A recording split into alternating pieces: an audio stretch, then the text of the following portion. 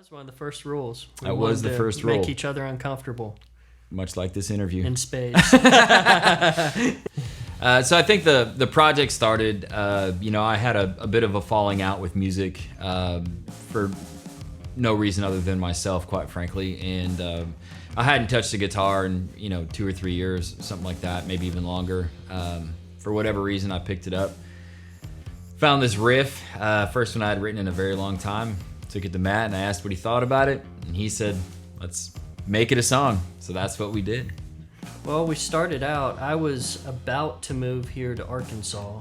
So I had kind of a weird 3-month period where I came back to Austin for a few months and didn't have a studio space. So I had all my equipment crammed into that tiny bedroom.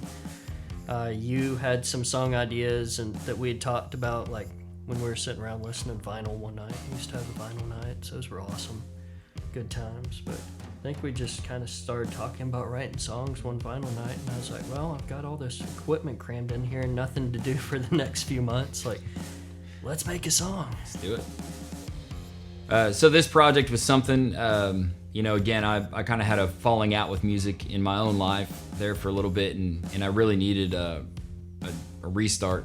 Not that anything I'd done in the past was wrong, bad, or anything like that, but I feel like I really put myself in a box back in those days. So I really needed this project to just open the box up and let whatever in or out, whichever direction it needed to go. And super refreshing. I definitely have a whole new take on the music I'm involved in or the music that I'm writing versus, how I had done things in the past. Yeah.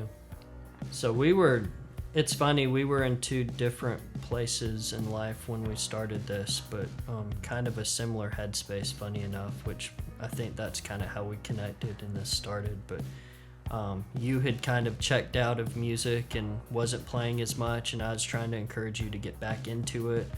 I was kind of in the process of checking out of Austin as a physical place and starting to transition out to Arkansas, which was completely stressful because, number one, I'm going to a place I've never been and a place where I don't know anyone.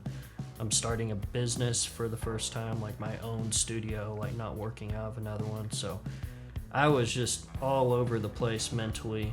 I think you were too, and the one thing that kind of kept us in check was probably sitting down a few nights and having some sort of semblance of normalcy because we were sitting around, playing a guitar, and that's probably something we both needed at the time. So another big piece of this project, and this is something that you get to experience every day living out here, but just coming out here to Mill Sounds, a lot of musicians I've worked with in the past and kind of catching up and whatnot all want to know, well, why are you driving all the way out there from Austin to go record? And I think this place has it's such an interesting spiritual vibe that you get here. It's pretty remote.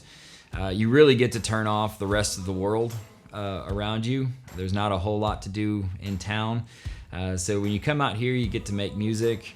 We spend, the evenings after a session, we cook a good steak dinner, and we enjoy the outdoors and the patio and just kind of catching up and being friends and what have you. But the scenery around here is really awe-inspiring, and it's one of those places that makes you feel small, and again, you get to detach from the rest of the world, and really all of that I think really enables the artistic process, I get that. Sure. Yeah. The artistic process. The other constraint that we put on ourselves to just foster creativity and whatever happens was that Matt and I had to play everything on this record. So there's no other musicians that make an appearance on this record this time around. Neither of us are really drummers, and there's a lot of drums in this album. Yeah, I mean, I've not just rock beats or whatever. Like we tried to keep it weird and do some interesting rhythmic percussion. Yeah, and that all came from not having any outside help. So a lot of this record took shape around that concept because of those constraints, and I think some pretty cool stuff came out of it. Yeah. Well, the other funny thing too is that you had mentioned that we didn't really have a game plan for this. I mean, no. We were lucky if we knew what we were about to have for supper that night, let alone what we were about to record and write. So that was another, I'd say, interesting aspect of this project was just the spontaneity. It was very spontaneously created for sure. Like the second time you came out here, we had a few adult beverages and came down here and started banging on piano strings with dulcimer hammers. And that was the thing. And that started a song. That was how we started writing that song. And that's how we really kind of evolved a lot of these songs, was playing, on a funky guitar because it makes you play differently, or plugging in this stomp box which makes these kind of crazy noises. And those instances were very instrumental, pardon the pun. They were very instrumental in creating this record and it getting written at all, quite frankly. So I think one kind of quote that kind of resonated through my head through this whole process was guys like Jack White talking about how they like to fight with their guitars, and that's part of the process, and especially how guys like that play. So I don't know if it's the same thing, but we definitely fought a lot of the way to get things to where they were. Definitely, but the fight makes it worth it, and the end result to me was a huge payoff. So I'll fight with a guitar anytime.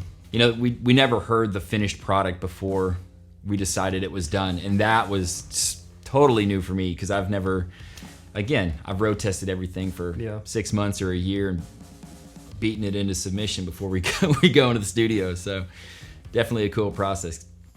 Matt really enjoys being holed up in the studio and working on things. And I was kind of tired of running up and down the road.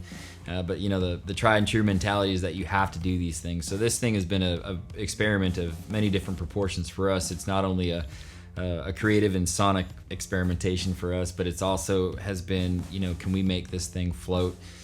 Which is kind of funny now that we think about it. It's 2020 and a lot of things have changed, right? Can we make this float by poking as many holes in it as humanly possible? Exactly. So, it's funny, when we started this, we had that mentality and that thought about this project, and again, trying to have our cake and eat it too. Here we are a few years later, and the world is laid at our feet. Everything is different, right? Well, not everything, but a fair amount of it. So it'll be really interesting to see how our mentality from back then transitions to things right now. So I think the timing is impeccable. If we're lucky. We might just be. I don't know. Fingers crossed for sure.